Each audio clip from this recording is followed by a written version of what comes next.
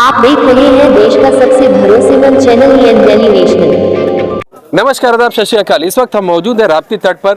मौका है गोजय के कार्यक्रम का। गोरखपुर जर्नलिस्ट एसोसिएशन लगातार पिछले 15 साल से देव उठानी एकादशी के अवसर पर यहाँ पर दीपक सजाते हैं और ज्वलित करते हैं, साथ ही साथ राप्ती की आरती भी की जाती है। यहाँ पर गोजय के अध्यक्ष मौजूद हैं। आइए हम उनसे जानते हैं कि क्या कुछ आज का प्रोग्राम है और कहाँ से इनके दिमाग में ये आया कि इस तरह से राप्ती तट पर किया जाए। पिछले अनवरत 15 सालों से लगातार ये चल रहा है। आपका बहुत बहुत स्वागत है। धन्यवाद। कैसे ये दिमाग में आया कि राप्ती तट पर इसको शुरू किया जाए? देखिए, मनुष्य आता है और मनुष्य जाता है। सूर्य और नदी, यह दो ऐसे तत्व हैं जो रोज आते हैं और हमेशा रहते हैं। ये कभी भी, सूर्य का अवसान होता है तो पृथ्वी के एक तरफ अवसान होता है तो दूसरी तरफ सूर्य चमकता रहता है। मतलब ये दोनों शाश्वत हैं। नदियां हमारी जीवन रेखा हैं, सूर्य हमारा जीवन का प्रकाश है। तो हमारी जो संस्कृति है इसमें सूर्य और नदी का बड़ा प्रभाव है। अब आइए, देव दीपावली हम क्यों यहाँ मनाते हैं? सबसे पहली बात होती है कि जो हमारा जीवन संवारे, जो हमें जीवन दे, हम उसके प्रति कृतज्ञ रहें। तो नदियाँ हमको न केवल जीवन देती हैं, वरन जब हम अपने यह लोक छोड़ते हैं तो भी नदियों के किनारे हमको स्थान मिलता है और हम वहीं पर उसी माता की गोद में, माता की कोख से निकलते हैं और एक माता की गोद में समा जाते हैं। इसलिए नदियाँ हमारे लिए हमेशा पूज्य रही हैं। माना जाता है कि या तो ब्रह्मवेला में देवता अपना वास छोड़कर टहलते हैं और या फिर सांध्य वेला में और नदियों के किनारे देवताओं का वास होता है।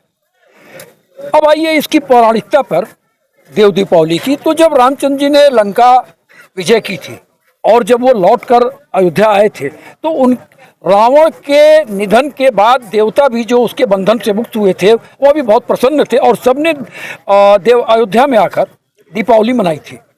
लेकिन जब देवता अयोध्या के कार्यक्रम समाप्ति के बाद वापस अपने अपने लोक गए तो उन्होंने देवलोक में भी दीपावली मनाई थी। तो ये दीपावली हम देवताओं के साथ मनाते हैं कि जो हम उसमें प्रभु श्री राम को भी याद करते हैं, हम अपने समस्त जीवनदाता देवताओं को भी याद करते हैं। देवता में अन्न देने वाले भी देवता हैं, अग्नि देने वाले भी देवता हैं, वायु देने वाले भी देवता हैं। तो जो क्षिति जल पावक गगन समीरा पंच तत्व यह रचित शरीरा, तो ये पांचों तत्वों को देने वाले देवता भी शामिल है। तो हम उनके प्रति भी अपनी कृतज्ञता ज्ञापित करते हैं। हम यहाँ पर यह विचार हम लोग के मन में किसी भी सांप्रदायिकता से या किसी भी धर्म विशेष के होने की वजह से नहीं आया। यह भारत अनेकता में एकता का देश है। यहाँ हिंदू मुस्लिम सिख ईसाई का एक बहुत ही कॉमन कंसेप्ट है कि हम चारों मिलते हैं।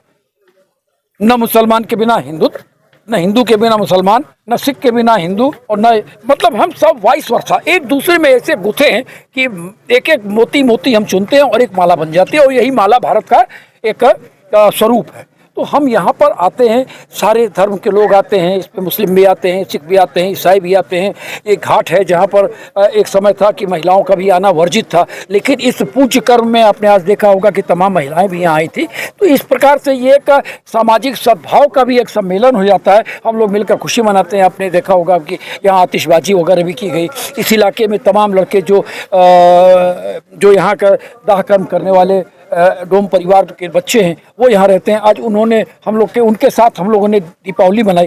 तो जो एक समरसता की भी बात करते हैं हम, तो उस समरसता में भी उनके साथ मिलकर हमने दीपावली मनाई, क्रैकर्स फोड़े। तो ये एक इकट्ठा होने का, भारत की संस्कृति को जिंदा रखने का, अपने अतीत को याद रखने का और वर्तमान को उसके हिसाब से बुनने का एक त्यौहार होता है, एक पर्व होता है। इसको हम लोग अपने हिसाब से मनाते हैं और आज ही मनाते हैं इसलिए कि ये देव उठनी एकादशी का जो पर्व होता है, कहा जाता है कि चार माह की अपनी योग निद्रा के बाद भगवान विष्णु पाताल लोक से अपने इहलोक को आते हैं और आज ही से समस्त मंगलिक कार्य शुरू होते हैं।